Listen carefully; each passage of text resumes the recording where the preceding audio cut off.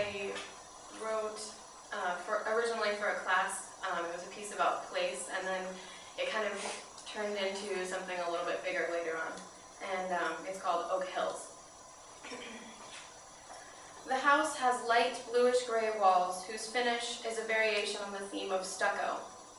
A huge oak overhangs the patio, hiding around the south corner.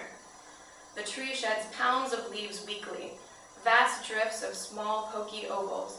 No amount of raking or sweeping can keep up with the deluge, so the family rarely tries.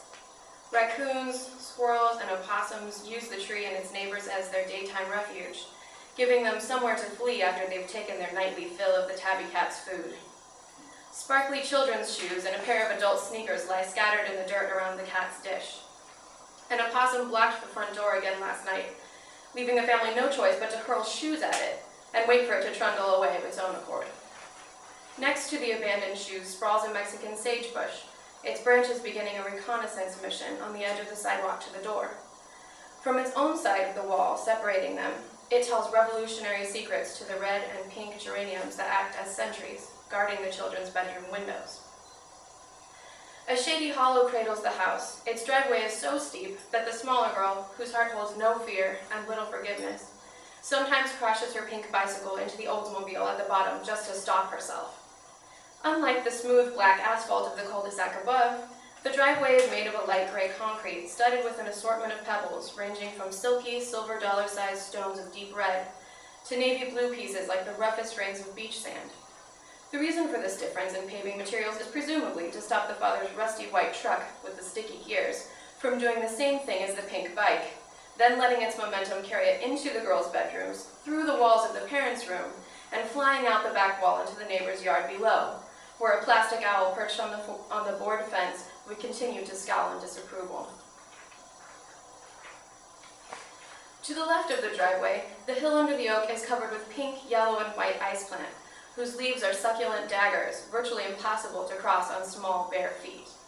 To the right of the driveway, a strip of purple and white daisies, tailor-made for crowns, necklaces, and mud pies, separates this yard from Conrad's. Conrad is in his early 60s, and his gruff voice belies the casual, genial approach to life that his short-sleeved plaid shirts might suggest.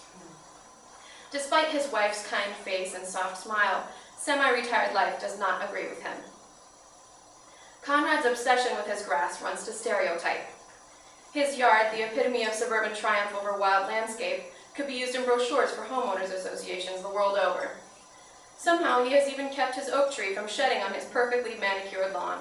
Perhaps he is Captain Planet's other, able to supernaturally defy the powers of nature and impose his will upon it.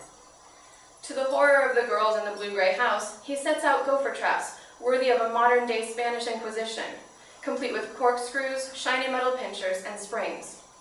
The traps are meant to snatch and ruthlessly, efficiently execute gophers as they dig under his lawn. Furry, unsuspecting, flower-eating Jean Valjeans with buck teeth. This development, Oak Hills, is populated by a variety of middle-class folk and houses, from wood shingled to blue-gray to three-story Dutch style. This neighborhood out-suburbs the suburbs, built before cookie-cutter mini-mansions with 20 square feet of outdoor space became the norm. It perches on and nestles among low, rolling hills covered with all kinds of oak trees and browning grass that hides any number of small, displaced animals. A big patch of undeveloped land sits at one entrance to Oak Hills. Its lightly wooded hillside and flat expanse of grassiness entices the tabby, getting back to his wild heritage, refusing to completely resign himself to domestication, to go on safari every summer. He leaves his family for weeks at a time to hunt lizards and eat their tails, always coming back to his people skinny and affectionate. This tabby, with his still wild honesty, is the only one in the family true enough to himself or with enough guts to attempt what they all want to do. On moving day, he repeatedly breaks out of his specially modified cardboard box, read duct tape and air holes, and leaps from the back of the pickup as it bounces down the road. Each time, the father sees the tabby's flight in the rearview mirror, stops the truck, finds the cat, and places him back in the box, saying, "It'll be okay. We'll all be fine." The tabby adjusts to his new home, whose few trees and mini grassland are reminiscent enough of the hills to satisfy his tastes. He prowls the landscape and catches new prey, going on shorter safaris as he ages. The family does not begin to worry until a few weeks pass without a tabby sighting. One day, the mother discovers the tabby's cool body by the fish pond. A neighbor's attempt to assassinate a local raccoon family through antifreeze-laced fish has claimed him. One more in a string of feline victims. As the family grieves, the tabby's ghost hits the road, traveling for days feasting on ectoplasmic tails scared from phantom lizards. When he reaches his destination, he finds it changed. Large houses with tiny strips of lawn have squashed the old hills.